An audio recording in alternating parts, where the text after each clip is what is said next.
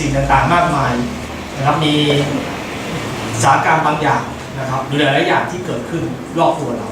นะครับเราทราบสิ่งเหล่านั้นได้เพราะอะไรเพราะว่าเราฟังข่าวนะครับเราดูทีวีเรารับเอาความคิดต่างๆนะครับของคนที่นำเสนอสื่อนำเสนอกับเราและตัวเราเองก็คอยรับเอาความคิดต่างๆเหล่านั้นเนี่ยมาในชีวิตของเราด้วยนะครับบางครั้งเราดำเนินชีวิตตามความคิดของคนอื่นนะครับดำเนินชีวิตตามความคิดและท่านของตัวเราเองที่อาจจะถูกชักนำหรือถูกปลูกฝังด้วยความรู้สึกแบบผิดๆเพราะเรารับเอาสิ่งต่างๆมามากแต่ชีวิตคริสเตียนนะครับเราจะต้องกลับไปดูที่พระวจนะของพระเจ้าถ้อยคำของพระเจ้าจะต้องเป็นสิ่งสำคัญที่สูงสุดในชีวิตของเรานะครับไม่ใช่คำพูดของคนอื่นที่บอกกับเราว่าเราต้องเป็นแบบนั้นแบบนี้หรือคำพูดของหลายๆคนที่ต้องบอกว่าเราต้องเป็นแบบนั้นแบบนี้แต่เราจะต้องกลับไปดูที่พระวจนะของพระเจ้าว่าพระเจ้านั้นบอกอะไรกับเราพระองค์มีเป้าหมายอะไรในชีวิตเราและพระองค์มองเห็นชีวิตของเราว่าเป็นอย่างไรนะครับเราเป็นคนที่มีคุณค่าในสายพระเนตรพระเจ้าเสมอพระวจนะของพระเจ้าบอกกับเราแบบนั้นผมมีเรื่องเล่าเรื่องหนึ่งนะครับอยากที่จะเล่าเรื่องราวเรื่องหนึ่งก่อนนะครับที่เราจะเข้าสู่นะครับถ้อยคำของพระเจ้ากันก็มี3 สาวนะครับผู้หญิง3 สาวนะครับเป็นเพื่อนซีปึกเลยนะครับเกิดอุบัติเหตุเสียชีวิตไม่น่าเลยนะครับหนุ่มๆบอกว่าเสียดายแล้ววิญญาณของพวกเธอขึ้นไปบนสวรรค์อันนี้เป็นเรื่องเล่านะครับเป็นโจสมนะครับไปบนสวรรค์ทั้ง3 คนเมื่อพวกเธอไปถึงประตูสวรรค์ก็ได้พบผู้ดูแลสวรรค์เนี่ยยืนอยู่หน้าประตูนะครับแล้วพูดกับพวกเธอว่ายินดีต้อนรับเข้าสู่สวรรค์พวกเธอเข้าไปได้นะครับแต่มีกฎอยู่ข้อหนึ่งนะครับข้อเดียวเท่านั้นห้ามเหยียบเป็ดนะครับ3 สาวก็งงนะครับเป็นตามกันว่าทำไมต้องห้ามเหยียบเป็ดนะครับแต่เมื่อพวกเธอผ่านเข้าไปในประตูสวรรค์เนี่ยก็เข้าใจเลยนะครับเพราะว่าในสวรรค์เนี่ยมีเป็ดเต็มไปหมดนะครับเต็มเลยนะครับซึ่งเป็นไปไม่ได้เลยที่จะไม่เหยียบนะครับแต่ถ้าพวกเธอเนี่ยต้องระวังกันเต็มที่เลยนะครับเพราะว่าเขาบอกว่าถ้าเราเหยียบเป็ดเนี่ยเดี๋ยวมีปัญหาแน่นะครับห้ามเหยียบเขาก็ระวังกัน3 สาวนะครับคนที่1เนี่ยนะครับก็ระวังเต็มที่เลยแต่ก็เหยียบจนได้นะครับพลาดนะครับแล้วผู้ดูแลสวรรค์ก็มาหาเธอพร้อมกับชายหน้าตาน่าเกลียดที่สุดนะครับเท่าที่จะคิดได้โหแบบเท่าที่เธอจะเคยเห็นมาเลยพาผู้ชายหน้าเกลียดเนี้ยมาหาเธอแล้วก็ผู้ดูแลสวรรค์เนี่ยก็ผูกตัวเธอเนี่ยนะครับกับผู้ชายคนนี้แล้วก็บอกว่าเธอเหยียบเป็ดดังนั้นเธอจะต้องผูกติดกับชายคนนี้ไปตลอดนิรันดร์กาลเครียดเลยผู้หญิงเครียดเลยนะครับแล้วทั้งคู่ก็ถูกผูกติดกันผู้ดูแลสวรรค์ก็เดินจากไปไม่นานนักนะครับผู้หญิงคนที่2เนี่ยหญิงสาวเขาก็เหยียบเป็ดอีกนะครับโหพลาดอีกนะครับเธอก็ถูกทำเช่นเดียวกับเพื่อนของเธอนะครับก็คือเอาผู้ชายหน้าตาอัปลักษณ์ที่สุดเลยมาผูกติดแล้วอยู่ด้วยกันนิรันดร์กาลตอนนี้เมื่อหญิงสาวคนที่3เป็นนั้นโหวิตกเลยกังวลคิดเยอะเลยนะครับกลัวมากนะครับเธอไม่อยากจะเป็นเหมือนเพื่อนของเธอทั้ง2 คนจึงระมัดระวังนะครับเป็นอันมากทุกฝีก้าวนะครับไม่ยอมให้ถูกเป็ดเลยไม่ยอมให้เหยียบเลยจนเวลาผ่านไปเนิ่นนานเธอไม่เหยียบเป็ดเลยนะครับสักตัวเดียวนะครับไม่เหยียบเลยแต่ไม่นานนักนะครับผู้ดูแลสวรรค์ก็มาหาเธอนะครับพร้อมกับชายหนุ่มรูปงามนะครับที่สุดงามสุดๆหล่อมากนะครับมาหาเธอซึ่งเธอไม่เคยเห็นที่ไหนมาก่อนแล้วผู้ดูแลสวรรค์ก็จับทั้งคู่เนี่ยผูกติดกันแล้วก็เดินจากไปโดยไม่พูดอะไรหญิงสาวตื่นเต้นนะครับและดีใจมากนะครับแต่พยายามอดกั้นนะครับในใจนะครับอดกั้นใจไว้แล้วก็เธอก็กระมิดกระเมียนแบบอายเกินอายแล้วก็ถามผู้ชายไม่รู้อะไรนะคะที่ทำให้ฉันได้มาผูกติดกับคุณนะครับชายคนนั้นก็พูดอย่างหงุดหงิดว่าผมก็ไม่รู้เหมือนกันนะแต่ถ้าที่รู้ผมเหยียบเป็ด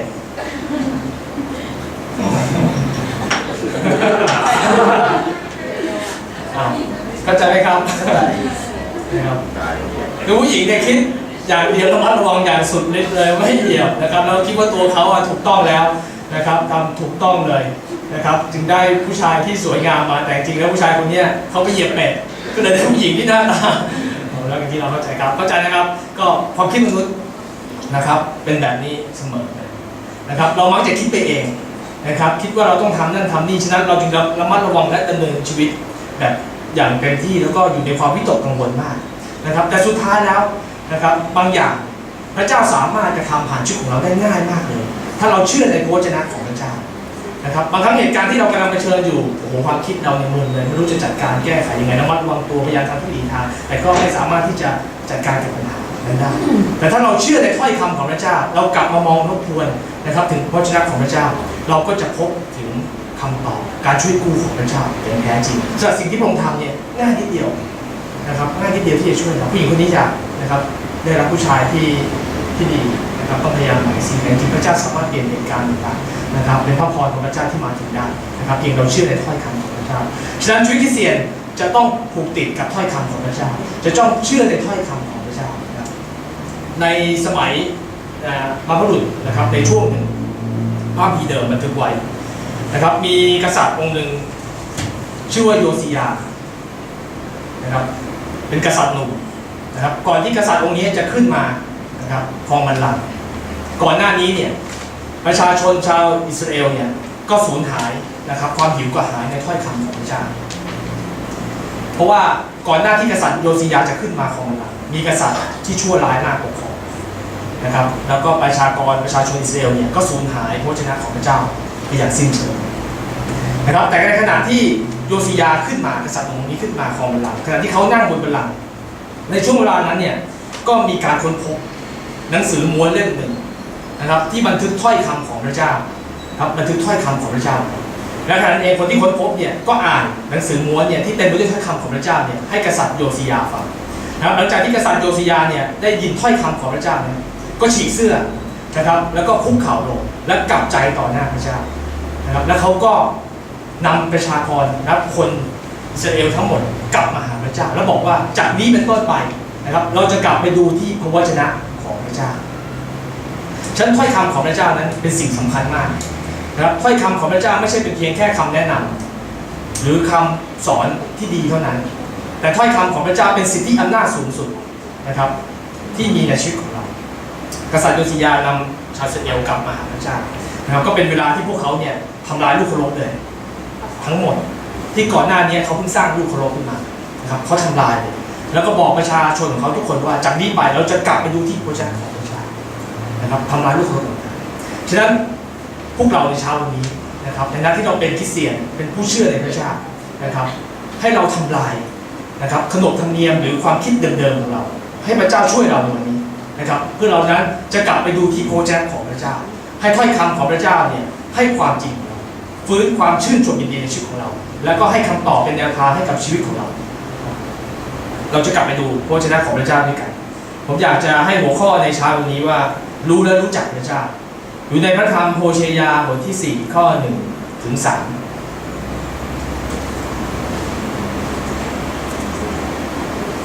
ครับเราจะอ่านพร้อมกันนะครับโฮเชยาบทที่4ข้อ1ถึง3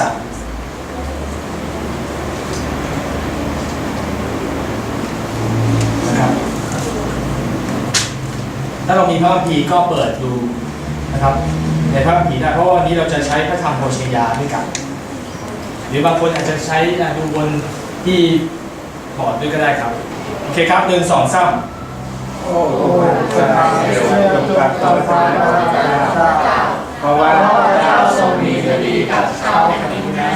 ในแผ่นดินนั้นไม่มีความซื่อสัตย์สุจริตความรักเมตตาความเลื่อมใสมีแต่การสะบดสะบานการมุสาการ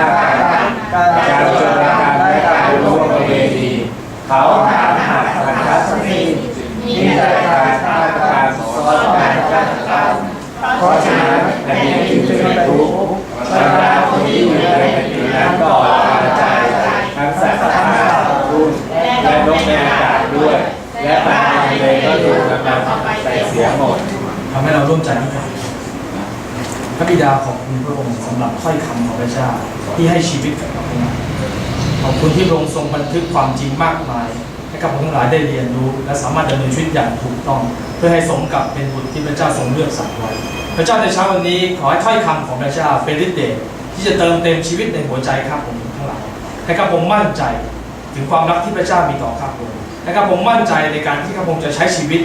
อยู่เพื่อถวายเกียรติแด่พระเจ้าขอพระเจ้าอวยพรให้ความรักของพระองค์ครอบครองหัวใจของข้าพงให้ถ้อยคำของพระเจ้าที่จะดังในหัวใจของข้าพงในวันนี้ขอ อคุณหลงในพระนามพระเยซูคริสต์เจ้าอาเมนครับในพระธรรมโฮเชยานะครับเราดูเบื้องหลังประวัติศาสตร์นิดหนึ่งนะครับภายหลังที่กษัตริย์ซาโลมอนสิ้นพระชนม์อาณาจักรเนี่ยถูกแยกเป็นสองนะครับอาณาจักรที่อยู่ฝ่ายเหนือเรียกว่าอิสราเอลนะครับแผ่นดินที่อยู่ฝ่ายใต้เรียกว่ายูดาห์นะครับมีปัญหาเกิดขึ้นนะครับอิสราเอลที่อยู่ฝ่ายเหนือเนี่ยไม่สามารถไปนมัสการพระเจ้าได้นะครับเพราะเยรูซาเล็มเนี่ยอยู่ในแผ่นดินยูดาห์ครับกษัตริย์ฝ่ายอิสราเอลก็เลยสร้างลูกเคารพขึ้นมาแทนนะครับสร้างลูกเคารพต่างๆเลยนะครับมากมายนะครับเพื่อให้ประชาชนเนี่ยกราบไหว้ฉะนั้นเมื่อเขากราบไหว้ลูกเคารพแต่นั้นเขาก็เริ่มสูญหายนะครับความเข้าใจในเรื่องพระเจ้าสูญหายความรักที่เขามีต่อพระเจ้าหรือบทบัญญัติต่างๆฉะนั้นเนี่ยพระเจ้าเนี่ยทรงเห็นแล้วว่าชาวอิสราเอลเนี่ยเริ่มหลงในความบาปนะหันไปกราบไหว้พระอื่นนอกใจพระองค์จึงส่งผู้รับใช้นะครับ2 คนที่ไปประกาศ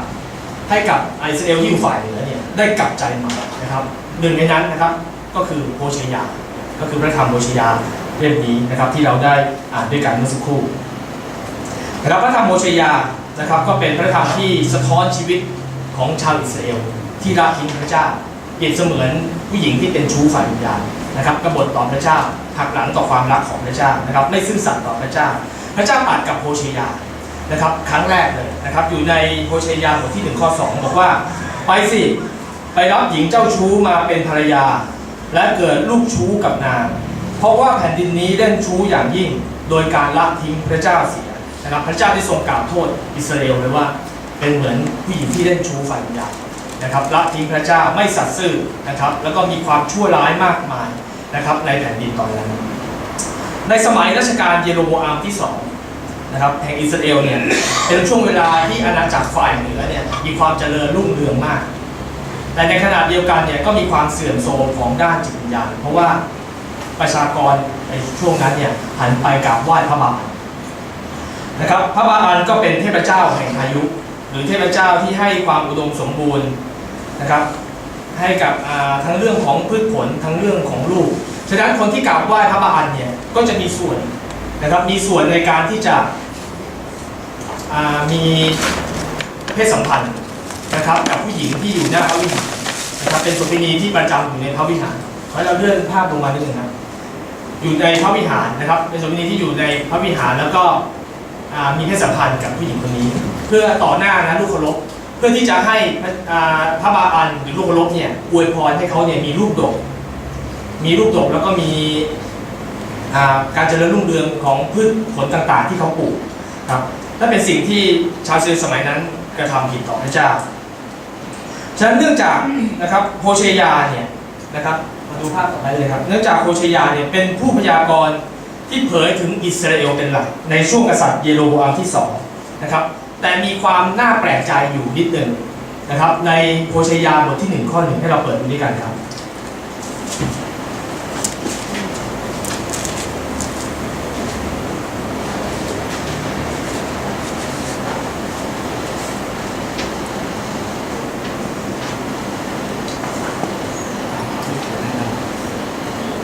พบไหมครับโฮเชยาอยู่หลังจากดาเนียลนะครับจะไม่มีข้างบนนะครับเราดูด้วยกันในทันทีโฮเชยาบทที่1 ข้อ 1บอกว่าพระวจนะของพระเจ้าซึ่งมาถึงโฮเชยาบุตรเดโอรีในราชการอุซิยาโยธามอาฮับและเอเซคิยากษัตริย์ทั้งหลายแห่งยูดาห์และในราชการเยโรโบอัมบุตรโจอาสกษัตริย์อิสราเอลเราดูนะครับในตารางอิสราเอลอยู่ซ้ายขวาคือยูดาห์นะครับและชื่อต่างๆนั่นก็คือกษัตริย์ที่ปกครองในแต่ละช่วงนะครับในพระธรรมโฮเชยาเนี่ยพระเจ้าใช้ให้เขาประกาศนะครับกับชาวอิสราเอลฝ่ายเหนือแต่สิ่งที่น่าสนใจคือว่าในพระธรรมโฮเชยาบทที่1 ข้อ 1อ้างถึงกษัตริย์4 องค์แต่เป็นกษัตริย์ที่อยู่ในแผ่นดินยูดาห์นะครับก็คือนะครับอุซิยาโยธามอาฮัสแล้วก็เอเซคิยานะครับ4 คนโยธามนะครับช่วงแรกก็คือเป็นคนเดียวกันโยธามช่วงที่1 กับ 2เป็นคนเดียวกันแต่ช่วงแรกก็คือว่าพระบิดาป่วยก็เลยสำเร็จราชการแทนหลังจากนั้นเขาก็จะขึ้นครองบัลลังก์ในปี742นะครับก็พระธรรมโฮเชยากับอ้างถึงกษัตริย์4 องค์ในแผ่นดินยูดาห์โดยที่อ้างกษัตริย์อิสราเอลเพียงแค่องค์เดียวก็คือเยโรโบอัมที่2ฉะนั้นอีก6 องค์ เสคาริยาซันลูเมนาเฮมเปคาริยาเปคาและโฮเชยานะครับเกิดอะไรขึ้นโฮเชยาในสุดท้ายนี้ไม่ใช่ผู้ชนะนะครับแต่เป็นคนที่ปกครองอิสราเอลในต่อไปครับฉะนั้นเหตุที่มีการบันทึกไว้แบบนี้นั่นจะหมายความว่านะครับพระธรรมโฮเชยาเนี่ยอาจจะต้องการแสดงออกให้เห็นถึงความถูกต้องของการสืบสันติราชวงศ์นะครับสันติวงศ์ของราชวงศ์ดาวิดซึ่งมาทางสายของยูดาห์นะครับและทำให้เห็นถึงความแตกแยกขัดแย้งของกษัตริย์อีก6องค์ที่เหลือในฝ่ายอิสราเอลซึ่ง6องค์เนี่ยนะครับมีการลอบปรงพระชนด้วยกันถึง4ครั้งคือไม่ใช่มาเป็นมาเกิดมายกสมบัติให้กับลูกแต่เป็นคนอื่นที่ลุกขึ้นมาแล้วก็ลอบฆ่าชิงบัลลังก์แทนนะครับมาดูด้วยกันนะครับเมื่อเยโรโบอัมที่2สิ้นพระชนนะครับก็เป็นเสคาริยาในปี746ถึง745ตัว B หมายถึง before Christ คือก่อนคริสตศักราชนะครับก่อนคริสตศักราชก่อนที่พระเยซูคริสต์จะมาบังเกิดนะครับก็จะนับถอยหลังเมื่อเยโรโบอัมที่2สิ้นพระชนเสคาริยาพระโอรสคนนี้เป็นพระโอรสครองได้6เดือนนะครับซันลูมต่อไปซันลูมนะครับก็กบฏแล้วก็ฆ่านะครับจัดการฆ่าปรงพระชนเลยนะครับแต่ซันลูมครองได้เพียง1เดือนนะครับเมนาเฮมก็ได้ประหารชีวิตฆ่าอะไรนะครับเป็นคนอื่นนะครับปรงพระชนเหมือนกันนะครับก็ได้ประหารชีวิตซันลูมแล้วก็ขึ้นครองราชย์แทนนะครับเป็นเวลา8ปีนั้นเมื่อสิ้นพระชนเปคาริยาคนนี้เป็นโอรสนะครับก็ขึ้นครองนะครับเปคาริยาโอรสครองได้1ปีเปคาแม่ทัพก็ได้กบฏแล้วก็ปรงพระชนนะครับแล้วก็ขึ้นครองแทนและสุดท้ายโฮเชยานะครับคนนี้ก็ได้ปรงพระชนแล้วก็ขึ้นครองแทนนะครับฉะนั้นในช่วงนี้นะครับตลอด20 ปีมีการชิงราชบัลลังก์นะครับหลายต่อหลายครั้งถึง4ครั้งด้วยกันนะครับราชวงศ์มีปัญหามากมายมีความบาปเกิดขึ้นนะครับสุดท้ายกองทัพอัสซีเรียนะครับก็ตีนะครับอิสราเอลแตกในปี722นะครับฉะนั้นพระธรรมโฮเชยานะครับจุดประสงค์คือเพื่อเตือนอิสราเอลให้รู้ถึงสภาวะความบาปแล้วก็นำเนี่ยพวกเขาเนี่ยกลับมาหาพระเจ้านะครับนำชีวิตของพวกเขาเนี่ยที่จะกลับมาหาพระเจ้าชีวิตครอบครัวของโฮเชยาเนี่ยเป็นภาพสะท้อนที่ทำให้เห็นถึงความรักของพระเจ้าที่มีต่ออิสราเอลเพราะว่าพระเจ้าสั่งให้โฮเชยาเนี่ยนะครับไม่ใช่คนที่อยู่นี้นะครับโฮเชยาผู้ชนะไปรับผู้หญิงที่เป็นชู้นะครับมาเป็นภรรยาเพื่อจะสะท้อนภาพความรักของพระเจ้าที่มีต่ออิสราเอลโฮเชยาไปรับผู้หญิงคนนี้กลับมาถึงเธอจะนอกใจนะครับไปคบชู้เป็นผู้หญิงไม่ดีแต่รับกลับมาด้วยความรักก็เปรียบเสมือนพระเจ้าที่อิสราเอลยังคงดื้อดึงมีปัญหาก็ยังคงรักอิสราเอลและอยากให้เขากลับมาหาพระเจ้าแต่เรามาดูด้วยกันนะครับว่าโฮเชยาเนี่ยใช้ภาษาที่รุนแรงมากนะครับบ่งบอกถึงความบาปที่อิสราเอลได้ทำเขาใช้คำว่าการเป็นโสเภณี14 ครั้งชู้รัก6 ครั้งหญิงคนชั่ว4 ครั้งแล้วก็รูปแบบต่างๆของคำว่าล่วงประเวณี6 ครั้งแล้วก็มีรายการของความบาปต่างๆที่อิสราเอลได้ทำนะครับหลายอย่างเลยเราดูด้วยกันทีละอย่างครับผมอยากให้เราดูนะครับถึงรายการความบาปนะครับว่าทำไมชนชาติที่พระเจ้าทรงเลือกสรรเนี่ยทำไมถึงทำบาปอะไรมากขนาดนี้แล้วก็ทำไมถึงมีปัญหาแบบนี้เกิดขึ้นได้ทั้งที่เขาเป็นคนที่น่าจะรู้จักพระเจ้ามากเติบโตกับพระเจ้ามากแล้วก็มีชีวิตอยู่ในทางของพระเจ้าแต่มีความบาปเกิดขึ้นพระเจ้าใช้ตัวอย่างนะครับยกตัวอย่างหลายเรื่องด้วยกันนะครับเรื่องหนึ่งภรรยาที่ร่วมประเวณีอยู่บทที่3 ข้อ 1นะครับก็บอกว่านะครับพระเจ้าเนี่ยบอกถึงนะครับอิสราเอลเนี่ยหมายถึงภรรยาที่ร่วมประเวณีคือนอกใจนะครับไปอยู่กับพระอื่นไปนมัสการพระอื่นนะครับแล้วก็ทำพิธีเนี่ยเขาเรียกว่าพิธีพลีกาก็คือให้ตัวเองเนี่ยไปมีเพศสัมพันธ์กับคนที่นี้อยู่ในพระวิหารเพื่อให้พระนั้นอวยพรฉะนั้นนี่เป็นความผิดนะครับที่พระเจ้าบอกว่าไม่ควรทำเลยเป็นสิ่งที่ผิดพลาดมากที่อิสราเอลได้ทำคนเมาเหล้านะครับอยู่ในบทที่4 ข้อ 11ปัญหามากมายทำลายจิตสำนึกของอิสราเอลแล้วก็เป็นเหตุให้พวกเขาเนี่ยขาดความเข้าใจในเรื่องของพระเจ้านะครับมีแต่การเมาไม้นะครับและมีแต่การที่ให้ตัวเองเข้าไปนมัสการพระต่างชาติแล้วก็มีการเสี่ยงโชคต่างๆวัวที่ดื้อรั้นอยู่ใน4 ข้อที่ 16นะครับเมื่ออิสราเอลเนี่ยปฏิเสธที่จะกลับใจปฏิเสธที่จะเข้ามาอยู่กับพระเจ้าปฏิเสธที่จะกลับมาหาพระเจ้านะครับอิสราเอลนั้นแยกตัวออกไปนะครับ เหมือนวัวที่ดื้อดึงนะครับไม่ยอมกลับใจเป็นเหมือนวัวหนุ่มที่ต่อต้านการทรงนำของพระเจ้านะครับเป็นท่าทีแห่งการกบฏทำให้พระเจ้าทรงเสียพระทัยมากโจรกลุ่มหนึ่งนะครับในสมัยนั้นเนี่ยปุโรหิตสอนประชาชนอย่างผิดๆมีการเอารัดเอาเปรียบสังคมมากหลายอย่างนะครับโยชูวาได้กำหนดเมืองหนึ่งเนี่ยให้เป็นเมืองลี้ภัยไว้แต่ในสมัยโฮชิยาเมืองลี้ภัยเนี่ยแทนที่จะเป็นเมืองที่คนที่ทำผิดเนี่ยสามารถอยู่อย่างปกติอยู่อย่างมีความสุขได้นะครับแต่เมืองลี้ภัยเนี่ยไม่ได้เป็นแบบนั้นแล้วเป็นเมืองที่เต็มไปด้วยการฆ่ากันการทำร้ายเป็นเมืองที่มีแต่การหลั่งเลือดฉะนั้นก็เป็นเสมือนโจรกลุ่มหนึ่งนะครับที่มีการลอบทำร้ายกันคนร่วมประเวณีนะครับก็เหมือนเดิมครับเป็นผู้หญิงนะที่พระเจ้าเปรียบเสมือนอิสราเอลเป็นเหมือนผู้หญิงที่เล่นชู้คือไปคบอยู่กับชาวต่างชาติดำเนินชีวิตว่ากับไหว้ลูกเคารพดำเนินชีวิตโดยการไม่เชื่อฟังพระเจ้าเตาอบที่ร้อนก็คือกษัตริย์อิสราเอลเนี่ย4 องค์ถูกลอบสังหารคือในขณะที่เขาพูดคุยดื่มสุรากินเหล้าทานอาหารกันในขณะที่การทานอาหารเนี่ยก็มีการวางแผนในการที่จะล้มล้างราชวงศ์มีการวางแผนในการที่จะฆ่าเพื่อที่ตัวเองจะได้ขึ้นมาครองราชบัลลังก์นั่นก็เหมือนเปรียบเสมือนเตาอบที่ร้อนเหมือนความคิดความอาฆาตแค้นหรือความคิดไม่ดีที่อยู่ในใจนะครับที่พยายามจ้องหาที่จะทำร้ายนะครับรอบองค์ประชนกษัตริย์ซึ่งมีถึง4 พระองค์ที่ถูกฆ่านะครับแล้วก็เหมือนเตาอบที่ร้อนอยู่ในใจของคนที่ลุกขึ้นมาทำการทำร้ายแล้วก็ฆ่ากษัตริย์นะครับเพื่อตัวเองจะได้ขึ้นขนมปังปิ้งที่ไม่ได้กลับนะครับในช่วงเวลาที่อิสราเอลเนี่ยนะครับไปเป็นพันธมิตรกับชนชาติต่างๆเยอะเลยทั้งที่พระเจ้าบอกให้เขาเนี่ยอยู่นะครับอย่าไปวุ่นวายหรืออย่าไปรับเอาสิ่งต่างๆของชนชาติอื่นแต่ให้เป็นชนชาติที่บริสุทธิ์กับพระเจ้าแต่อิสราเอลเนี่ยไปเป็นพันธมิตรนะครับนโยบายแบบนี้เป็นการทำลายตัวเองแล้วอิสราเอลกลายเป็นขนมปังที่ปิ้งแต่ไม่ได้กลับนะครับมันก็มีแต่จะไหม้แล้วก็พินาศตรงพินาศโง่เขานะครับก็อยู่ใน71นะครับความยาวของอิสราเอลที่จะผูกมิตรกับต่างชาติเนี่ยถูกเปรียบเทียบกับตรงพินาศที่โง่เขา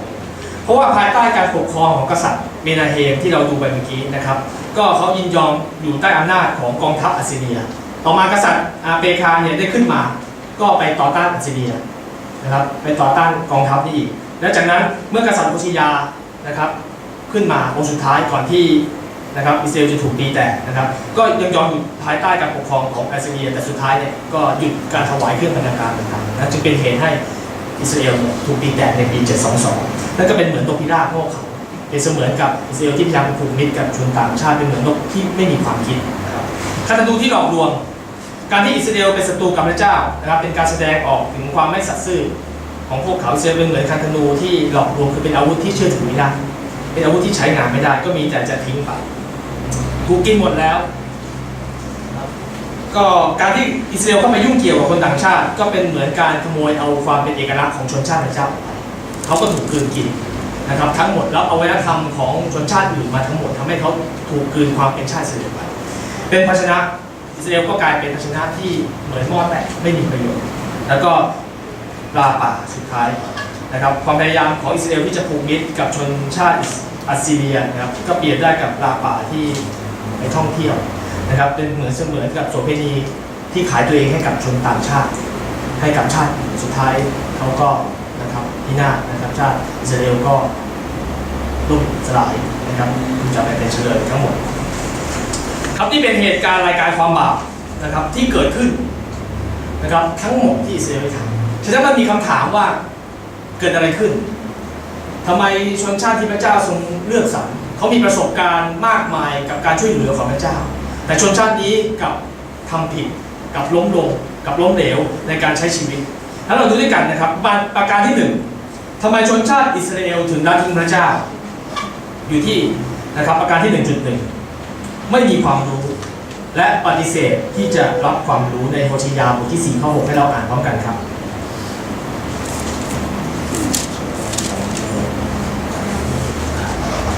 โฮชิยาบทที่4ข้อ6กนะครับ1 2 3ประชากรของเราถูกทำลายเพราะขาดความรู้และปฏิเสธความรู้เราปฏิเสธจะไม่ให้รับเรื่องของเราโอเคพอครับพระพีบอกว่านะครับประชากรของเราถูกทำลายเพราะขาดความรู้นะครับพระเจ้าตรัสกับชนชาติอิสราเอลนะครับที่หลงลืมพันธสัญญานะครับหลงลืมความรักดั้งเดิมระหว่างเขากับพระเจ้าซึ่งในสมัยนี้ปุโรหิตไม่สอนเรื่องพระเจ้า นะครับ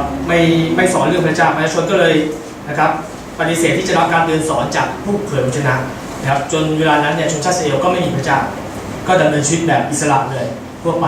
แล้วก็ใช้ชีวิตแบบเต็มที่นะครับแล้วก็ไปมีความสัมพันธ์กับพระอื่นนะครับนับถือลูกเคารพขาดความรักมีแต่ความไม่ซื่อสัตย์สังคมมีแต่การเอารัดเอาเปรียบนะครับนอกจากที่เขาจะไม่มีความรู้แล้วเขาก็ปฏิเสธที่จะรับความรู้เรื่องของพระเจ้าประการที่ 1.2 นะครับหลงลืมพระบัญญัติของพระเจ้าแล้วอ่านบทที่4ข้อ6ขอต่อไปครับ1 2 3เพราะเจ้าหลงลืมพระบัญญัติแห่งพระเจ้าของเจ้าเพราะเจ้าถือองค์การของเจ้าเสียด้วยครับพระบัญญัติที่พระเจ้าประทานให้กับอิสราเอลคือบัญญัติ10 ประการแต่ในเวลานั้นเนี่ยชนชาติอิสราเอลเนี่ยหลงลืมแล้วก็ละทิ้งพระเจ้าดำเนินชีวิตโดยการฝ่าฝืนพระบัญญัติเลยนะครับเพราะเขาลืมพระบัญญัติสิ่งที่พระเจ้าบอกว่าอย่าไปยุ่งเกี่ยวกับพระอื่นนะครับแต่เขาหลงลืมพระบัญญัติแล้วก็ใช้ชีวิตนะครับสวนทางกับที่พระเจ้าบอกไปนับถือพระของคนคณาอันหันไปกราบไหว้ด้วยเคารพนะครับแล้วก็ละเลยการนมัสการพระเจ้าในวันสะบาโตมีการฆ่ากันลอบองค์พระชนกันมีการร่วมประเวณีใส่ความกันนะครับกระทำสิ่งสารพัดซึ่งทำให้พระเจ้าเอ่ยว่าเราก็จะลืมองค์พันของเจ้าเสียนั่นคือพระเจ้าทรงเสียใจเสียพระทัยกับการกระทำของอิสราเอลพี่น้องครับในสถานการณ์รอบด้านที่เราเห็นอยู่ทุกวันนี้นะครับก็ไม่แตกต่างกันสภาพสังคมในปัจจุบัน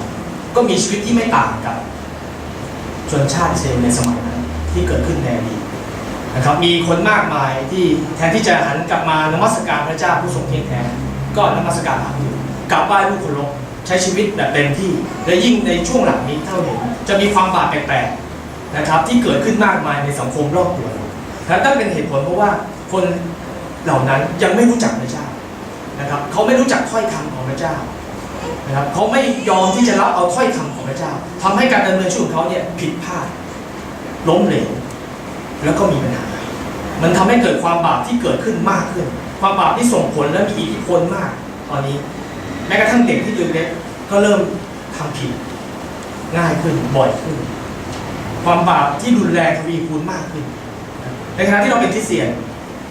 เป็นสิ่งสำคัญมากที่เราจะต้องไม่ลืมถ้อยคำของพระเจ้าเราจะต้องยึดในถ้อยคำของพระเจ้าครับเราจะต้องไม่ลืมสิ่งที่พระเจ้าบอกไว้กับเราเราจะต้องตระหนักถึงความสำคัญในเรื่องนี้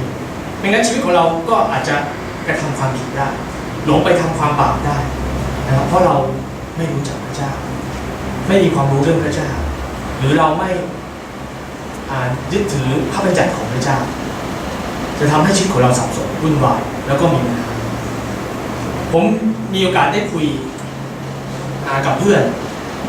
นะครับของผมคนนึงไม่ได้เป็นคริสเตียนเขาเนี่ยโทรมาหาผมเมื่อระหว่างสัปดาห์ที่ผ่านมาผมมาแสดงความยินดีเพราะว่าผมได้ลูกชายแล้วก็เห็นนะครับในเฟซที่ซูโม่โพสต์ลงไป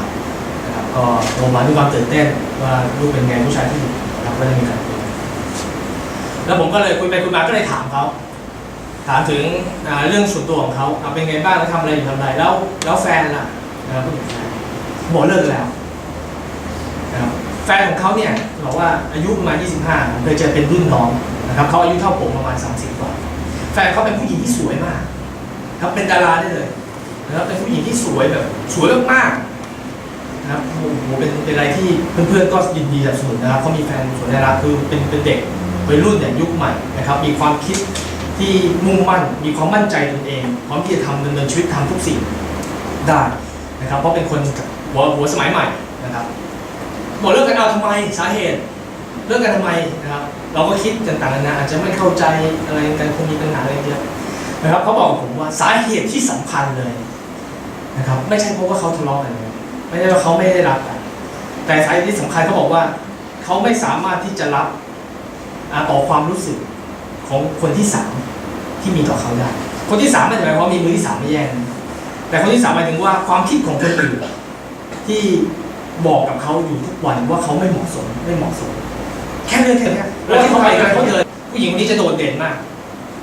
เคยแบบผู้หญิงสวยเราเดินนะครับเราก็จะมองที่ผู้หญิงเขาบอกว่าทุกคนจะมองที่แฟนเขาจากนั้นเสร็จจะมองที่เขาแล้วมองหัวจนเท้าเลยและไม่มองแค่นั้นจะพูดด้วย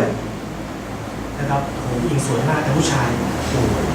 นะครับเราพูดให้เขาได้ยินนะครับเราเคยเป็นนะ นะครับบางทีเราเจอนะเราเจอแล้วเราก็เราพูดอะไรเงี้ยโอ้โหมันผู้หญิงสวยเป็นแฟนอะไรเงี้ยอยากให้พี่น้องเข้าใจความรู้สึกของคนที่มีแฟนสวยนะโอ้โหลำบากมากเลยผมเพิ่งรู้นะครับเพราะอึดอัดมากนะครับแล้วเป็นอย่างนี้ตลอดนะครับเป็นอย่างนี้ตลอดเวลาแฟนไปไหนเนี่ยโอ้โหเจอแต่คนพูดแล้วบางคนเนี่ยเรียกเลยเรียกเพื่อนเลยเรียกมาดูผู้หญิงแล้วมาเรียกด่าดูซิอินทาให้เขาได้ยินเป็นคำพูดที่ดูถูกแบบเยอะมากนะครับเขารับไม่ได้เขาบอกทำใจไม่ได้เวลาที่ไปไหนอีกเขาบอกว่าอันตรายมากอันตรายเพราะว่าเวลาไปเนี่ยตอนนั้นเขาบอกไปเที่ยวขึ้น2 แถวเจอวัยรุ่นเลยขึ้นนำรถเยอะเขาบอกแฟนนั่งก้มหน้านะครับให้น้องเนี่ยนั่งก้มหน้าทันทีที่น้องเงยหน้าขึ้นเรื่องมาหาเขาเลยนะครับเพราะว่าหลายคนเนี่ยอยากจะเข้าไปคุยเหมือนกับเห็นผู้หญิงที่สวยวัยรุ่นก็อยากจะเข้าไปแซวเขาบอกว่าถ้ามีคนมาแซวเนี่ยเขาต้องปกป้องเนี่ยเขาก็เสี่ยงกับปืนเสี่ยงกับเท้าที่จะต้องต่อสู้เหนื่อยมากนะครับนี่คือความทุกข์ที่เกิดขึ้นและสุดท้ายเขายอมแพ้จริงๆผู้หญิงผมถามแล้วผู้หญิงคิดยังไงผู้หญิงมีความมั่นใจและเชื่อในตัวเขาเสมอเวลาที่มีอะไรเนี่ยผู้หญิงก็จะบอกว่าให้เขาเนี่ยไปนั่งกินข้าวเพื่อนนะครับไปไหนเนี่ยให้กับเพื่อนของผู้หญิงเนี่ยได้เห็นว่าเนี่ยแฟนเขาผู้หญิงไม่รู้สึกเลยไม่เคยคิดเหมือนกับคนอื่นคิดแต่หลายคนรอบข้างเนี่ยทั้งเพื่อนผู้หญิงเองเนี่ยยุให้เลิกนะครับเพราะว่าคิดว่าผู้หญิงคนนี้น่าจะเจอคนที่ดีกว่าหล่อกว่าสวยกว่าจริงๆเพื่อนผมไม่ได้น่าเกลียดนะแต่เพียงแต่ว่าเขามองผู้หญิงสวยเกินไปนะครับดังนั้นเขาก็เลยผู้หญิงเองเนี่ยก็ไม่ได้มีปัญหาเลยนะครับพยายามที่จะชวนเพื่อนผมไปด้วยซ้ำไปนั่งกินข้าวกับเพื่อนของเขาแต่เพื่อนผมบอกว่าทุกครั้งที่ไปกินข้าวเขาเป็นนักข่าวทำงานข่าวตอนนั้นท่วมเนี่ยเหนื่อยมากที่โตไปนั่งกินข้าวกับเพื่อนกลัวสายตาคนอื่นก็จริงพอเขาบอกว่าไปนั่งกินข้าวเสร็จเพื่อนของผู้หญิงก็มองเขาแล้วก็ซุบซิบเองอยากให้เขาเลิกปัญหาอยู่ที่ไหนนะครับมันอยู่ที่เพื่อนของผมเองมันไม่ได้เกี่ยวกับความรักของเขาหรือความรักของเขาสวยงามนะครับแต่เพื่อนผมไปรับเอาความคิดของคนอื่นนะครับผมคุยกับเขาเลยวิธีเดียวที่จะช่วยคุณได้เลยอ่ะคุณต้องกลับมาหาพระเจ้าคุณต้องรู้จักพระเจ้าคุณจะรู้ว่าตัวของคุณเนี่ยมันมีคุณค่าแค่ไหนมันเป็นวิธีเดียวเลยเพราะเขาฟังความคิดของคนอื่น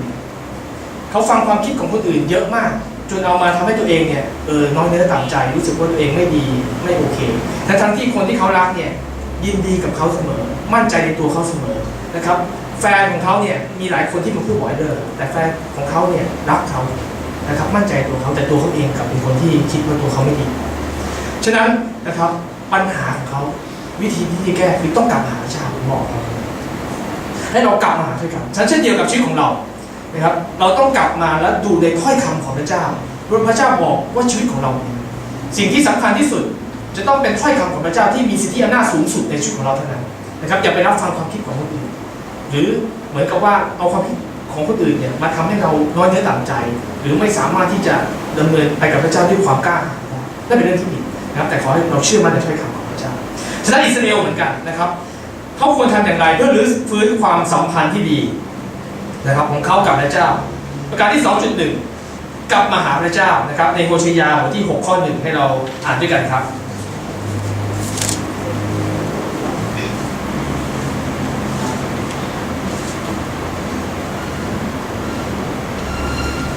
1, 2, 3เพราะว่าพระองค์ทรงสีและทรงเลือกสรรพสัตว์พระองค์ทรงโปรดปรานและจะทรงมาทานบาดแผลให้แก่เราพระเจ้าเรียกร้องให้คนอิสราเอลนะครับกลับมาหาพระเจ้านะครับแม้พระเจ้าจะทรงลงโทษแต่ก็ทรงลงโทษด้วยความรักนะครับขณะที่เขาบาดเจ็บเนี่ยพระองค์ก็ทรงพันบาดพันแผลให้นะครับดูแลเขานะครับพันบาดแผลให้กับเขานะครับพระเจ้ามีความรักอันมากมายให้กับอิสราเอลนะครับให้อภัยกับอิสราเอลที่ทำผิดมันจะมีใครที่ทำได้แบบนี้ถ้าเป็นเราเนี่ยมีคนที่ทำผิดกับเราเนี่ยโอ้เราโอเคสักครั้ง2 ครั้งโอเคได้แต่ทำบ่อยๆนี่เราไม่อยากที่จะยกโทษหรือไม่อยากที่จะให้อภัยนะครับแต่พระเจ้าให้อภัยนะครับเราทุกคนความรักของพระองค์นะครับยิ่งใหญ่นะครับพระเยซูคริสต์เคยตัดขาหมูมาเรื่องบุตรน้อยลงมานะครับก็คือลูกหนีพ่อไปใช้ชีวิตเต็มที่เลยสุดท้ายรู้สึกว่าโอ้แย่แล้วลำบากแล้วแต่คิดถึงกลับไปหาพ่อดีกว่าเพราะพ่อน่าจะรับเราแล้วคุณพ่อทำไงครับโอ้รอเลยนะครับนั่งรอทุกวันทุกคืนเฝ้ารอทุกวันทุกคืนเพื่อจะเห็นลูกชายกลับมาไม่ได้ลงโทษหรือทำอะไรเลย นะครับกลับมาสวมกอดนะครับจัดงานเลี้ยงให้ด้วยเลยนะครับเห็นลูกชายฉะนั้นพระเจ้ารอคอยเราทุกคนนะครับในชีวิตของเราเนี่ยอาจจะทำในชีวิตผิดพลาดหลายสิ่งเราอาจจะรู้สึกว่าเรามีปัญหานะเราทำผิดต่อพระเจ้าเราไม่อยากเข้าหาพระเจ้านั่นเป็นความคิดที่ผิดนะครับให้เรากลับมาหาพระเจ้านะครับกลับมาหาพระองค์เพราะพระเจ้าทรงรักเรามากครับพระองค์ทรงรักเรามากในโฮเชยาบทที่11ข้อ 1-4 บอกว่าครั้นเมื่ออิสราเอลยังเด็กอยู่เราก็รักเขาเราได้เรียกบุตรชายของเราออกมาจากอียิปต์เรายิ่งเรียกเขามากเท่าใดเขายิ่งออกห่างไปจากเรามากเท่านั้นเขาถวายสัตวบูชาแก่พระบาอัลและเผาเครื่องหอมถวายแก่รูปเคารพอยู่เรื่อยไปแต่เรานี่แหละสอนเอฟราฮิมให้เดินเราอุ้มเขาทั้งหลายไว้แต่เขาหาทราบไม่ว่าเราเป็นผู้รักษาเขาให้หายเราจูงเขาด้วยสายมนุษยธรรมและด้วยปอกแห่งความรักเราเป็นผู้กระทำให้แอกที่ขากรรไกรของเขาเบาลงและเราก้มลงเลี้ยงเขาพระเจ้าเต็มด้วยความรักนะครับที่มีต่ออิสราเอลและพระเจ้าก็เต็มด้วยความรักที่มีต่อชีวิตของเราทุกคนนะครับให้เรากลับมาหาพระเจ้านะครับไม่ว่าวันนี้เราทำสิ่งใดก็ตามนะครับที่ผิดพลาดหรือออกห่างจากพระเจ้านะครับพระเจ้าเรียกร้องนะครับอยากให้เรากลับมาพระองค์มองดูชีวิตของเราเนี่ยเหมือนเด็กน้อยเลยนะครับพระองค์รักแล้วก็ห่วงใยอยากจะเข้ามาจัดการแก้ไขแล้วก็ช่วยเหลือปัญหาของเรานะครับอยากให้เราเดินด้วยตัวเองลำพังนะครับอยากให้เราตัดสินใจแก้ไขปัญหาลำพังแต่ให้พึ่งพระเจ้ากลับมาหาพระเจ้าให้พระองค์ช่วยเหลือลูกชายของผมนะครับเพิ่งคลอดเมื่อวันที่20ผมก็จะถ่ายคลิปไว้วิดีโอผมทุกวันที่ผมดูก่อนนอนทุกคืนเพราะรักมากไม่รู้แต่มีความรู้สึกว่าคือรักมากอยากเห็นทุกสิ่งทุกอย่างที่เขาเป็นนะครับอยากไปหาอยากดูอยากกอดนะครับผมเชื่อนี่คือหัวใจของพ่อแม่นะครับทุกคนก็เป็นอย่างนั้นเมื่อลูกจะมาใหม่นะครับก็รักห่วงใยคือโหถ้าเขาเป็นอะไรไปเนี่ยไม่ได้เลยเราต้องรีบตามหมอหาวิธีแก้ไขช่วยเหลือนะครับเขาจะถ่ายจะฉี่โหเราก็ไม่รู้จักเหน็ดเหนื่อยนะครับจัดการให้ทำความสะอาดให้นอนให้นะครับบางครั้งโอ้โหตื่นมาตี 2 ตี 3อยากจะเล่นนะครับก็ต้องเล่นเป็นเพื่อนนะครับก็ต้องอยู่เป็นเพื่อนไม่บ่นไม่อะไรเลยนะครับถ้าเราที่นะครับมีลูกหายการมีลูกเนี่ยเราก็จะรู้สึกเป็นแบบนั้นผมก็ดูทุกคืนนะครับคิดถึงมากนะครับพระเจ้าก็รู้สึกมองเรานะครับห่วงใยนะครับแม้กระทั่งมนุษย์เองยังคิดอย่างนั้นเลยนะครับแต่มนุษย์เนี่ยความรักของมนุษย์เนี่ยบางครั้งเนี่ยพอโตขึ้นเนี่ยเริ่มมีเงื่อนไขเยอะนะครับเพราะว่าพอถ้าลูกโตอย่างเงี้ยอย่างไม่ต้องทีมเนี่ยเอานะถ้าทำผิดเราเริ่มบ่นเริ่มว่าแล้วเราเริ่มหงุดหงิดแล้วพอโตเราเริ่มมีเงื่อนไขกับเขาอะว่าทำไมก็ทำแบบนี้โตแล้วนะทำไมไม่แบบนั้นทำไมตั้งฉีดอย่างเงี้ยโตแล้วนะทำไมทำแบบนี้อีกทำไมไม่เชื่อฟังอะไรต่างๆไม่เหมือนตอนเด็กเลยตอนเด็กเขาเป็นอะไรเราหูสนองมันรักมากครับแต่โตขึ้นนี่เอา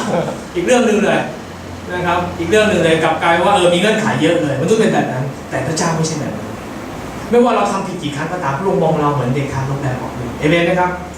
พระองค์มองเราด้วยสายตาแบบนั้นเลยผมสัมผัสและรับรู้เลยว่าพระเจ้ามองเหมือนที่ผมมองลูกผมตอนนี้นะครับคิดถึงห่วงใยห่วงหาอยากให้ลูกอยู่ใกล้ชิดอยากเห็นทุกอริยบทความเป็นไปของเขาฉะนั้นพระเจ้ารักเราทุกคนนะครับไม่มีความบาปใดที่พระเจ้าให้อภัยไม่ได้นะครับไม่มีความผิดพลาดใดที่เกินกว่าจะแก้ไขเราทุกคนสามารถเปลี่ยนแปลงได้ให้เรากลับมาหาพระเจ้านะครับกลับมารับความรักของเรากลับมาอยู่กับเรานะครับเพราะพระเจ้ามองเราอย่างมีค่าเสมอฉะนั้นอิสราเอลนะครับสิ่งที่จะช่วยเขาได้อย่างเดียวนะครับต้องกลับมาหาพระเจ้าโคชิยาเลยนะครับประกาศกับเขาก่อนที่พวกเขาเนี่ยจะลำบากหรือแย่ไปกว่านี้จะต้องกลับมาหาพระเจ้าและวิธีการนะครับที่จะกลับมาหาพระเจ้าก็คือนะครับประการที่ 2.2 คือพยายามรู้และรู้จักพระเจ้าอยู่ในโฮเชยาบทที่6ข้อ3ให้เราอ่านพร้อมกันนะครับโฮเชยาบทที่6ข้อ3 1 2 3ให้เรารู้จักให้เราพยายามรู้จักพระเจ้าการที่พระองค์เสด็จมาในคนน้อยพระองค์จะเสด็จมาหาคนดังนั้นคนรู้สิ่งที่เราเห็นครับชนชาติอิสราเอลสมัยนั้นหยุดอ่านหนังสือม้วนนะครับที่เป็นถ้อยคำของพระเจ้าการช่วยกู้ของพระเจ้าที่เคยช่วยบรรลุเขาไม่อ่านทำให้เขาไม่เข้าใจขาดความรู้ขาดความเข้าใจขาดความรักของพระเจ้าฉะนั้นด้วยเหตุผลนี้พระเจ้าจะบอกว่าเขาจะต้องกลับมาและเรียนรู้จักพระเจ้าด้วยถ้อยคำของพระองค์เพราะพระเจ้ารู้ว่าเมื่อวันใดที่เขากลับมาหาพระเจ้ารู้จักถ้อยคำของพระเจ้าชีวิตเขาจะปลอดภัยเขาจะเผชิญกับสิ่งต่างๆได้อย่างดีพระเจ้าจะไม่ทอดทิ้งเขา เขาจะไม่ตกอยู่ในปัญหาหรือวิกฤตการณ์อย่างที่เขาเป็นอยู่ตอนนี้ครับฉะนั้นเราจะต้องพยายามรู้และรู้จักพระเจ้าให้มากที่สุดฉะนั้นที่เราเป็นคริสเตียนนะครับถ้าเราขาดความรู้เรื่องพระเจ้าขาดความเข้าใจเรื่องพระเจ้าก็จะทำให้ชีวิตของเรามีปัญหาทำให้เราสามารถที่จะจัดการแก้ไขปัญหาแบบผิดๆได้เลยนะครับหลงทางหรือผิดพลาดได้เลยเพราะเราไม่รู้ถึงน้ำพระทัยของพระเจ้าที่มีในชีวิตของเราฉะนั้นเราต้องกลับมาแล้วก็ศึกษาเรียนรู้ในถ้อยคำของพระเจ้าให้ถ้อยคำของพระเจ้าเนี่ยช่วยเราเพราะในฐานะที่เราเป็นลูกพระเจ้านะครับเป็นคริสเตียนที่ดีคำว่าคริสเตียนเนี่ยเป็นคนที่ไม่เชื่อพระเจ้าตั้งนะครับเป็นคนที่ไม่เชื่อพระเจ้าตั้งนะคริสเตียนก็มีความหมายว่าไงก็คือคนที่ติดตามพระเยซูคริสต์ผู้เชื่อในพระเยซูคริสต์นะครับและเราก็รู้ใช่ไหมครับว่าพระคัมภีร์เนี่ยพูดว่าพระเจ้าเนี่ยนะครับพระเยซูคริสต์ถูกเรียกว่าพระวจนะพระเยซูคริสต์ถูกเรียกว่าพระวจนะในพระธรรมยอห์นนะครับบทที่1 ข้อ 1พระเยซูคริสต์ถูกเรียกว่าพระวจนะและพระวจนะเนี่ยก็มาบังเกิดเป็นมนุษย์ก็คือพระองค์เองนะครับมาบังเกิดเป็นมนุษย์ฉะนั้นถ้อยคำของพระเจ้าเนี่ยมีอำนาจมากมายนะครับมีถ้อยคำที่เต็มด้วยสิทธิอำนาจเลยเพราะว่าพระเจ้าสร้างสิ่งต่างๆเนี่ยด้วยคำพูดทั้งหมดฉะนั้นถ้อยคำของพระเจ้ากับพระเจ้าเนี่ยเป็นหนึ่งเดียวกัน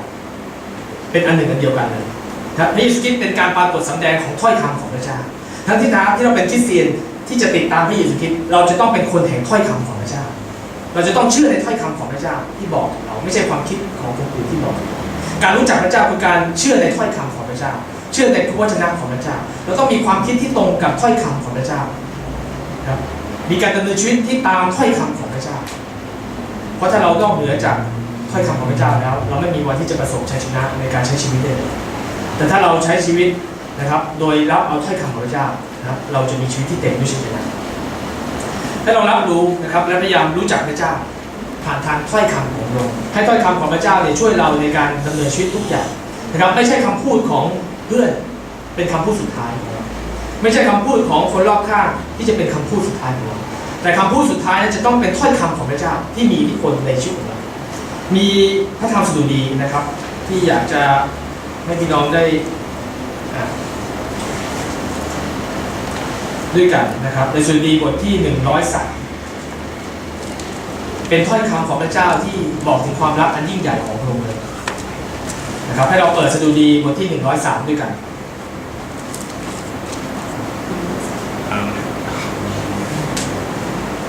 แล้วเราจะอ่านพร้อมกันนะครับบทที่บทที่103ข้อที่1ถึง12เมื่อเราพบแล้วนะครับ1 2 3โอ้ที่แจกพระเจ้าจงถวายสาธุการแด่พระเจ้าและทั้งสิ้นที่อยู่ภายในข้าจงถวายสาธุการแด่พระนามบริสุทธิ์ของพระองค์จิตใจของข้าเอ๋ยจงถวายสาธุการแด่พระเจ้าและอย่าลืมพระราชกิจอันมีพระคุณทั้งสิ้นของพระองค์ผู้ทรงอภัยความผิดทั้งสิ้นของท่านผู้ทรงรักษาโรคทั้งสิ้นของท่านผู้ทรงไถ่ชีวิตของท่านมาจากการแก่ผู้ตายผู้สวมความรักมั่นคงและพระกรุณาให้ท่านผู้ทรงให้ท่านอิ่มด้วยของดีตลอดชีวิตของท่านวัยหนุ่มของท่านจึงกลับคืนมาใหม่อย่างวัยนกอินทรีพระเจ้าทรงประกอบการแก้แค้นและการยุติธรรมให้แก่บรรดาผู้ที่ถูกบีบบังคับพระองค์ทรงสำแดงวิธีการของพระองค์แก่โมเสสพระราชกิจของพระองค์แก่ประชาชนอิสราเอลพระเจ้าทรงพระกรุณาและมีพระคุณทรงกิ้วช้าและอุดมด้วยความรักมั่นคง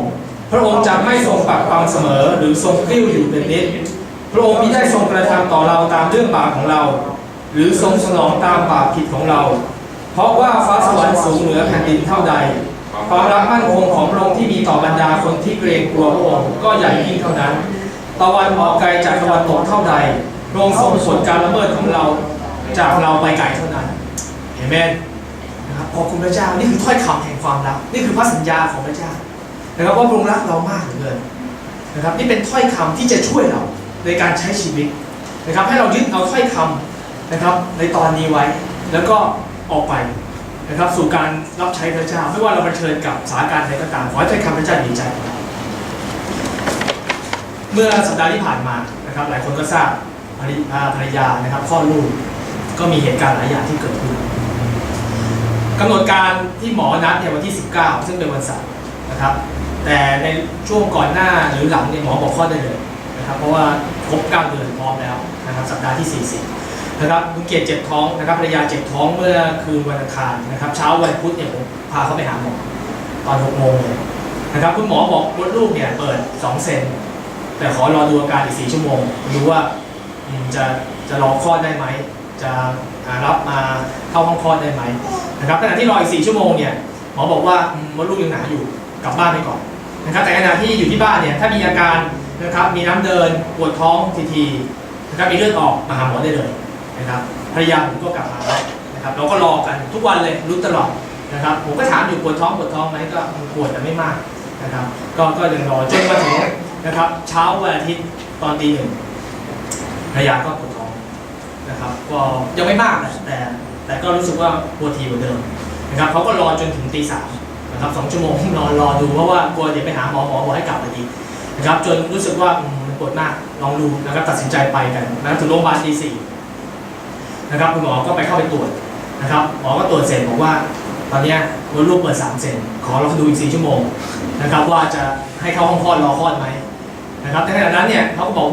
กให้ผมเนี่ยกลับไปก่อนก็ได้เพราะตอนนั้นไม่มีคนแล้วเป็นเช้าวันอาทิตย์ตอนตี 4นะครับผมก็กลับไปนะครับรอนอนที่บ้านที่บอกมีอะไรโทรศัพท์มานะครับว่าให้ไปรับกลับบ้านหรือว่าจะให้เขาเนี่ยเข้าห้องคลอดนะครับผมก็กลับมาที่บ้านจากนั้นเนี่ยก็ผมก็ตื่นเต้นเนี่ยยังไงดีก็โทรไปตอน10 โมงผมบอกว่ามดลูกเนี่ยนะครับเปิดขึ้นมาแล้ว4 เซนนะครับจาก3 เป็น 4นะโอเคหมอบอกให้เข้าห้องเตรียมคลอดก็ขอบคุณพระเจ้านะครับเขาบอกว่าระยะเวลาการคลอดเนี่ยใช้เวลาประมาณ6 ชั่วโมงเขาบอกว่าคุณโทรมาใหม่ตอนบ่าย 3ไม่ต้องมาก็ได้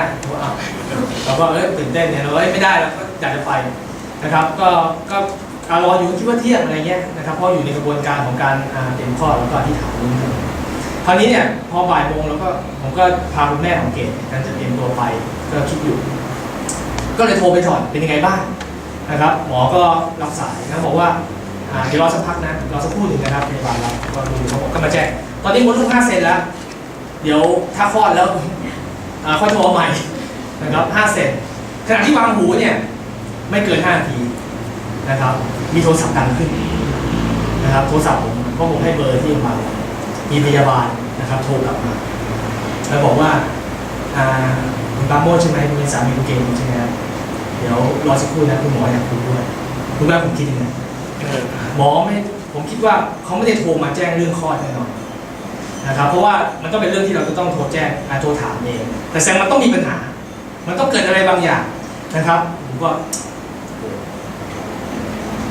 ต้องหันกลับมาแล้วก็เชื่อในถ้อยคำของพระเจ้าว่าเป็นอะไรพระเจ้าจะดูแลปกป้องคุณหมอพูดพอดีตอนนี้เนี่ยนะครับเนื่องจากว่ามดลูกเปิดเพียงแค่5 เซนแล้วไม่เปิดอีกนะครับตัวของภรรยาเนี่ยอ่อนแรงและหัวใจของเด็กเนี่ยเต้นช้าลงเขาบอกขออนุญาตนะครับคุณพ่อผ่าตัดผมก็ตกลงครับหมอจัดการทันทีเลยครับ แล้วผมก็ถามอาการเลยว่าแล้วตัวแม่เป็นไงเขาบอกแข็งแรงดีแล้วตัวลูกก็ยังแข็งแรงดีบอกแล้วผมก็ถามสาเหตุของการหัวใจเต้นช้าบอกว่าเนื่องจากแม่ไม่มีแรงนะครับและลูกก็อยู่ในท้องเนี่ยนานแล้วต้องรีบออกก็พูดแค่นี้ก็หวังผมไม่เป็นไรไม่ต้องห่วงนะครับก็หวังเพราะผมคิดยังไงผมไม่เชื่อหมอนะครับอาจจะปลอบใจเราหรือเปล่านะครับแต่ก็มีความคิดที่บอกผมว่าถ้าเราไว้วางใจหมอไม่ได้แต่เราเชื่อพระเจ้าได้นะครับไว้วางใจพระเจ้าผมก็ฝากไว้กับพระเจ้าแล้วก็พาแม่ไปโรงพยาบาลไปโรงพยาบาลเนี่ยไปถึงห้องคลอดนะครับหมอบอกว่าตอนนี้อยู่ห้องผ่าตัดผมก็ตามไปห้องผ่าตัดเนี่ยทุกอย่างเงียบมากมันมีเคาน์เตอร์ประชาสัมพันธ์ต้องมีข้างหน้าไม่มีคนอยู่ดูเวลาตอนนั้นเกือบบ่าย 2เขาไปกินข้าวบ่าย 2ผมคิดสงสัยไปกินข้าวแบบเพราะว่าจริงๆมันต้องมีพนักงานหรือมีหมอมีพยาบาลต้องอยู่เต็มปิดไฟหมดเงียบปิดไฟนะผมว่าเกิดอะไรขึ้นนะครับเราก็อยากจะถามไงว่าในห้องผ่าตัดเนี่ยภรรยาอยู่นี้ใช่ไหมอะไรเงี้ยเพราะห้องมี2 ห้องที่เปิดไฟอยู่ในห้องผ่าตัดเท่านั้นแต่ข้างนอกเนี่ยปิดไฟหมดเลยแล้วก็ไม่มีใครเดินเข้าเดินออกเลยเราก็เขาไปกินข้าวสงสัยคิดว่าไปกินข้าวคราวนี้เราก็เดินไปเดินมาไงรอจะยังไงดีคิดว่าเขาอยู่ในห้องแต่ไม่รู้จะถามใครได้คราวนี้เราก็เดินไปดูเคาน์เตอร์มีสมุดหนังสือเนี่ยสมุดคนพยาบาลมาทำงาน2 เล่มหนึ่งเป็นของพยาบาลเล่มหนึ่งเป็นของหมอดูรายชื่อเนี่ยพยาบาล30 กว่าคนโอเค ดูรายชื่อของหมอ10 กว่าคนผมก็ชื่นใจมันมีเยอะแต่ครั้นี้ผมคิดแล้วเขาหายไปไหนกันผมคิดอีกทีนะรู้ว่าเขาไปอยู่ในห้องผ่าตัดมันเป็นมหากรรมการผ่าตัดครั้งยิ่งใหญ่มันเกิดอะไรขึ้นทำไมหายไปกันหมดนะครับเราก็ไม่เห็นแล้วก็กลับมานั่งเดินไปเดินมาผมก็สังหรณ์ใจมันไม่มีใครออกมาไม่มีใครเดินพยาบาลนั้นผมไปดูวันนั้นผมไปดูกลับไปที่สมุดอีกที วันที่ผมไปเนี่ยวันที่20แต่ผมเหลือไปเห็นหนังสือที่บอกมีพยาบาลวันนั้นเป็นวันที่ลงวันที่18คือหนังสือเนี่ยหมอพยาบาลมาเนี่ยเขาลงที่18คือวันศุกร์เสาร์อาทิตย์เขาหยุดเสาร์อาทิตย์คือว่าส่วนใจเนี่ยหมอพยาบาลเนี่ยจะหยุดผมก็เข้าใจเก็ตเลยว่าอ๋อมีหน้าเคาน์เตอร์ถึงปิดไฟคือเขาหยุดจะมีแค่หมอเวรบางคนที่อาจจะอยู่แล้วก็ทำการผ่าตัดแต่ในจันทร์ถึงศุกร์เนี่ยคือเขาจะมีเต็มที่เลยไงแต่ผมบอกว่าแสดงว่าสมุดเนี่ยเสาร์อาทิตย์หมอก็ไม่ลงเซ็นแต่พี่ว่าคงมีอยู่แล้วก็นักศึกษาฝึกงานหรือเปล่าที่มาช่วยภรรยารู้อะไรนี้เพราะว่าหมอใหญ่ไม่อยู่คราวนี้ผมก็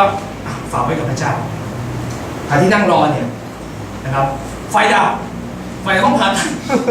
ดับพัดปุ๊บเนี่ยผมเฮ้ยในใจคิดคือนึกว่าเขาผ่าตัดเสร็จแล้วก็รอพักไม่มีใครออกมาในใจคิดเลยว่าหมอฝึกหัดหรือเปล่านักศึกษาฝึกหัดเห็นเลือดเยอะล้มหัวฟาดกับเครื่องมือที่ต่างๆเลยเครื่องมือผ่าตัดไฟช็อตหยุด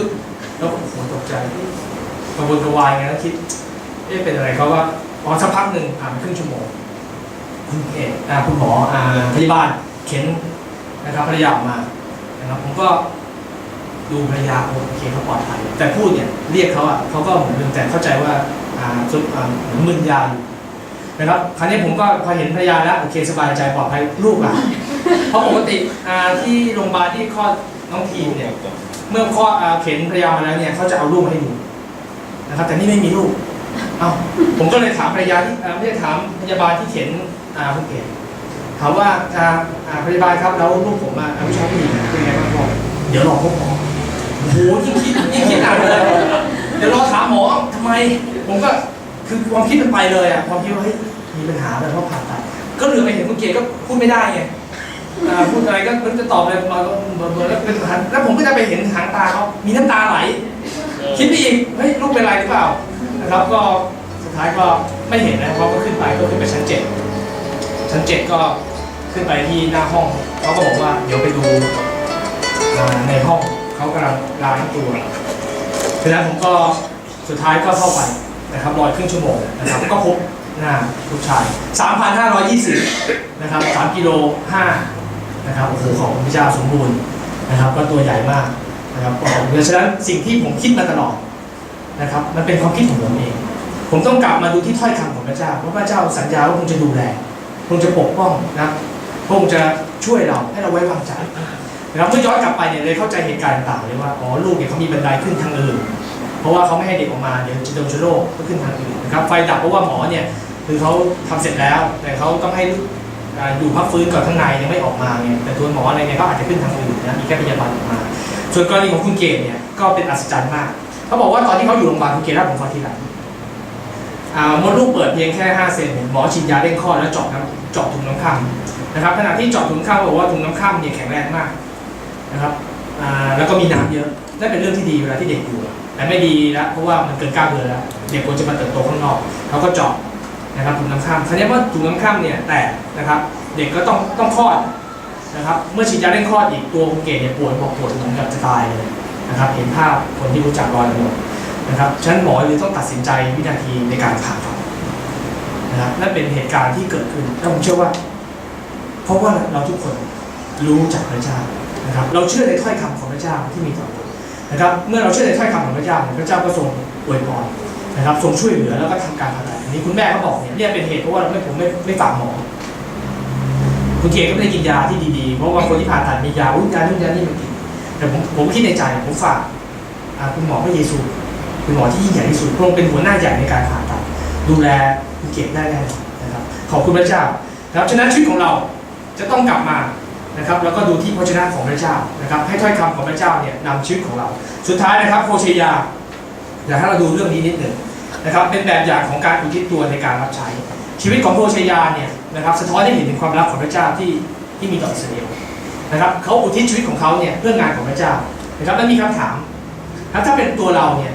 เราจะสามารถที่จะยอมสละแบบนี้ได้ไหม กับการที่ต้องเสียเกียรติของตัวเองเนี่ยรับผู้หญิงที่มีชู้เป็นผู้หญิงที่หลายใจนะครับแล้วต้องมีลูกกับผู้หญิงคนนี้อีกนะครับแต่พระเจ้าบอกเลยคุณพี่น้องโฮเชยาตัดสินใจเลยไปนะครับในวินาทีนั้นเลยเพราะว่าเขารู้จักพระเจ้าลองถามทบทวนชีวิตของเร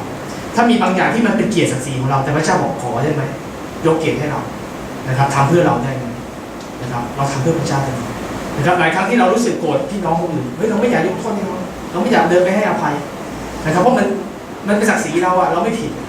แต่หลายครั้งพระเจ้าบอกว่าคุณสำแดงความรักต่อคนนี้ได้ไหมคุณยกโทษให้กับเขาได้ไหมคุณอภัยให้กับเขาได้ไหมเราทำได้ไหมพระเจ้าถ้าพระเจ้าอยากจะเรียกร้องสิ่งนี้ให้กับเรานะครับ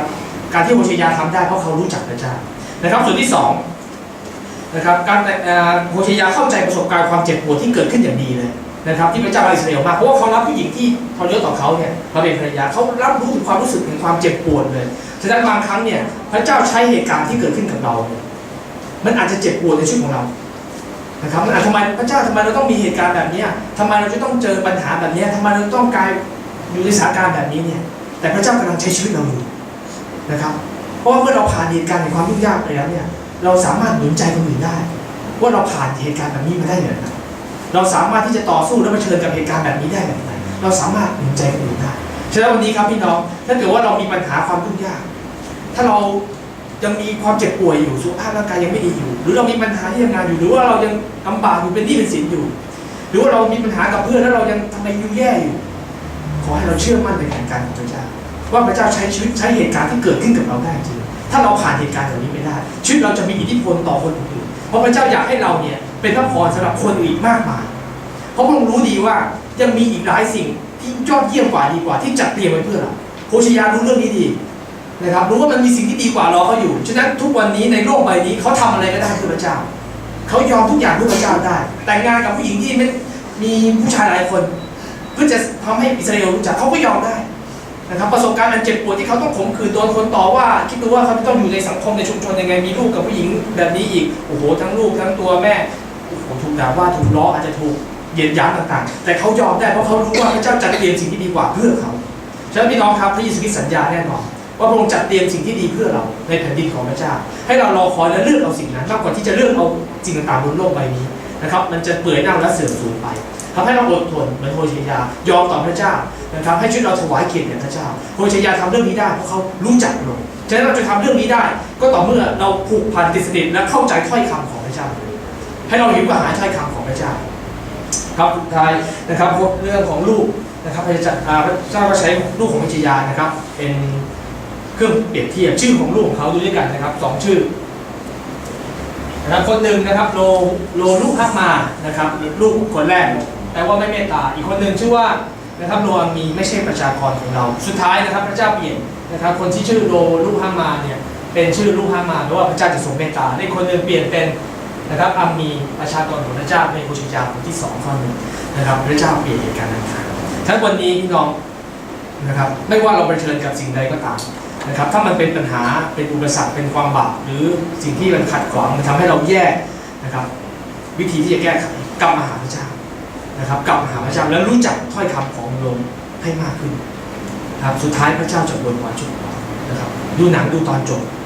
นะครับชีวิตคริสเตียนเช่นเดียวกันวันนี้อาจจะมีหลายสิ่งนะครับที่เกิดขึ้นแต่ให้ดูตอนจบปลายทางสุดท้ายแล้วนะครับแผ่นดินที่พระเจ้าจัดเตรียมไว้เพื่อเราเป็นแผ่นดินที่งดงามและสวยงามและเรารอคอยสิ่งนั้นด้วยกันดังนั้นให้เราอุทิศตัวเองเพื่อการรับใช้นะครับอุทิศตัวเองนะครับอยู่เพื่อพระเจ้าอุทิศตัวเองนะครับเหมือนโฮเชยาทำงานของพระเจ้าให้สำเร็จนะครับไม่ว่าอะไรจะเกิดขึ้นอย่าไปกล่าวโทษตัวเองอย่าไปกล่าวโทษคนรอบข้างอย่าไปกล่าวโทษเข้าใจนะแต่พอวันนี้เรายอมต่อพระเจ้าเรายอมอดทนต่อพระเจ้าเพราะเรารู้ว่าพระเจ้ามีแผนการที่ดีในชีวิตเรานะครับให้เรายืนขึ้นด้วยกัน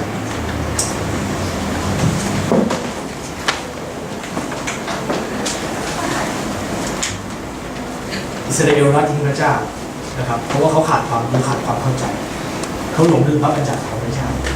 ซึ่งหลายครั้งเราเป็นแบบนั้นเหมือนกันชีวิตทุกครั้งที่เรามีปัญหามันไม่ได้หมายความว่าพระเจ้าแกล้งเราไม่ได้หมายความว่าพระเจ้าไม่สนใจแต่ผมอยากให้เราใช้เวลาในเช้าวันนี้ทบทวนดูว่าเมื่อมีปัญหาเกิดขึ้นนั่นหมายความว่าตลอดเวลาที่ผ่านมาเราได้อ่านพระวจนะของพระเจ้าเราเป็นคนแห่งถ้อยคำของพระเจ้าหรือเปล่าเราเชื่อในถ้อยคำของพระเจ้าหรือเปล่า ถ้าเรารับเลยเช้านี้พระเจ้าอยากเรียกร้องหัวใจของเราทุกคนให้กลับมาให้เรากลับมาหาพระเจ้าพระองค์มองดูเราเหมือนเด็กเหมือนลูกน้อยที่พระองค์มีความสุขถึงความเคลื่อนไหวทุกปัญหาที่เกิดขึ้นกับเราเป็นความสำคัญสำหรับพระเจ้า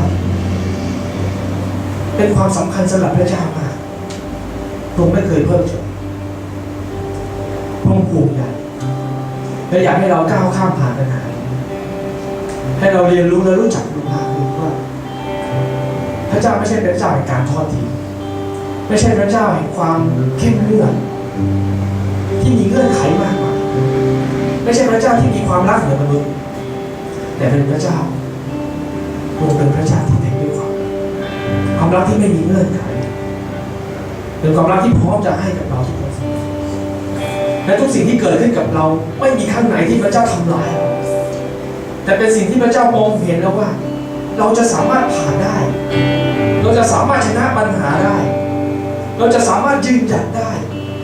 และเมื่อเรายืนหยัดเมื่อเราเข้มแข็งเราจะรับพระพรอย่างมากมายที่พระองค์เตรียมไว้ให้เราอธิษฐานกับพระเจ้าด้วยกันไม่ว่าเราเผชิญกับอะไรก็ตามที่ผ่านมาวันนี้เราจะใช้ความเชื่อที่เรามีต่อพระเจ้าความเชื่อจะแตะต้องฤทธิ์เดชของพระเจ้าให้ฤทธิ์เดชของพระองค์ทำงานในชีวิตของเราให้ฤทธิ์เดชของพระเจ้าทำงานในชีวิตของเราให้ฤทธิ์เดชของพระเจ้าทำงานในหัวใจของเราให้หัวใจเราเข้มแข็งเหมือนโฮเชยาไม่กลัวไม่สนใจคนรอบข้างแต่สนใจที่จะพบพระพักตร์พระเจ้าเท่านั้นถ้อยคำของพระเจ้าเท่านั้นที่เป็นสิ่งที่อำนาจสูงสุดในชีวิตของเราไม่ใช่คำพูดของคนอื่นที่ต่อไปแล้วผมจะไม่ใช่คำพูดของคนรอบข้างที่จะต้องมาบอกกับเราว่าเราเป็นอย่างนั้นแบบนี้เราไม่ดีแบบนั้นแบบนี้หรือเราเป็นคนแบบนั้นแบบนี้แต่เราเชื่อในถ้อยคำของพระเจ้าที่บอกเราว่าเราเป็นผู้ที่รักของพระเจ้าและเรารักเขาโอ้พระบิดาให้เหตุการณ์ที่เกิดขึ้นกับข้าพเจ้านั้นที่จะสอนข้าพเจ้าที่จะเรียนรู้ว่าพระเจ้ากำลังต้องการใช้ข้าพเจ้าเมื่อข้าพเจ้าผ่านเหตุการณ์ความทุกข์ยากในการข้าพเจ้าสามารถหนุนใจคนอีกเป็นร้อยเป็นพันคนได้ที่มีปัญหาเมื่อเขาจะกลับมาหาพระเจ้าเพราะท้ายสุดแล้วชีวิตของข้าพเจ้านั้นถวายเกียรติแด่พระองค์ไม่ใช่เพื่อเกียรติข้าพระองค์แต่พระเกียรติพระสิรินั้นเป็นของพระองค์แต่เพียงผู้เดียวโอ้พระบิดาขอพระเจ้าประทานหัวใจความทอมใจของทั้งหลายในเช้าวันนี้เราจะตายต่อความบาปตายต่อตัวเราเองตายต่อเนื้อหนังที่เป็นอยู่แต่มอบชีวิตแด่พระเจ้าด้วยหัวใจของเราอย่างแท้จริงขอพระเจ้าช่วยขอสุดขอพระเจ้ายกโทษบาปของคนไทยที่หลงเจิดไปจากถ้อยคำของพระเจ้าหันกลับไปมีส่วนกับโลกล้มมากขอยกโทษความผิดบาปของคนในประเทศนี้ขอพระเจ้าที่จะฟื้นฟูให้เขากลับมาหาพระเจ้ากลับมารับเอาความรักของพระองค์กลับมานมัสการพระเจ้าผู้ทรงเที่ยงแท้สูงสุดในพระองค์เดียวและขอให้ข้าพเจ้าทั้งหลายเองที่จะเป็นตัวแทนของพระเจ้าที่จะออกไปและประกาศการกลับใจใหม่ให้กับทุกคนที่จะต้องกลับใจและหันกลับมารับเอาความรักของพระเจ้ารับเอาความรักของพระเจ้าขอใช้ข้าพเจ้าเถิดโปรดเถิดขอใช้ข้าพเจ้าทั้งหลายเถิดโอ้ฮาเลลูยาสรรเสริญพระเจ้าขอบคุณพระองค์ขอบคุณพระองค์ขอบคุณพระเจ้าขอข้าพเจ้าทั้งหลายเป็นคนที่จะหิวกระหายถ้อยคำของพระเจ้าเสมอเป็นคนแห่งถ้อยคำของพระเจ้าเป็นคนที่มีความคิดตรงกับถ้อยคำของพระเจ้ามีคำพูดที่ตรงกับถ้อยคำของพระเจ้ามีการดำเนินชีวิตตามถ้อยคำของพระเจ้าขอพระเจ้า